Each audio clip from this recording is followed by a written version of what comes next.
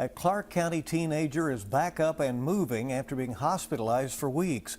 Herman Jacob Smith was critically hurt following a wrong-way crash on I-75. Yeah, that crash happened nearly 3 weeks ago in Lexington. Police say 84-year-old Thomas Mollenkopf was driving the wrong way when he collided with Smith's car. Police believe he was having a medical emergency. Now, weeks later, Smith sat down with WKYT's Lucy Bryson as his road to a remarkable recovery continues. She's joining us now in studio for our top story at 10. The last time we heard from Herman Jacob Smith was at his high school graduation. He graduated virtually. His recovery has been a journey, but there's no better person to share his story but him. Looking back and thinking about what I've been through and what's happened to me, I think I'm way too lucky for what happened. The crash happened just days before his graduation, meaning he would be unable to attend in person. But the school didn't want to let graduation go by without honoring him. So he recorded a video to congratulate his class. All the other teachers and students and faculty just sitting up there crying because of my video just really emphasized that they all really cared about me.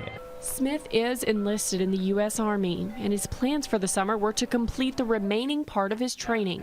But due to weight restrictions he has because of his hernias, it's been postponed, making him uncertain if that dream will ever become a reality. If they don't, and I have a weight restriction, my military career path and ideas won't be able to be fulfilled.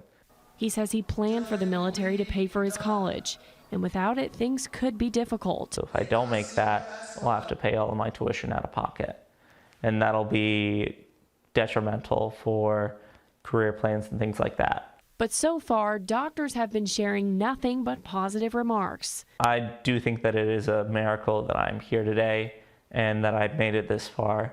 And now that he's recovering well, he's ready to put the situation behind him and live life to the fullest again. I'm recovering so well and doing so good that at this point I can start putting things behind me.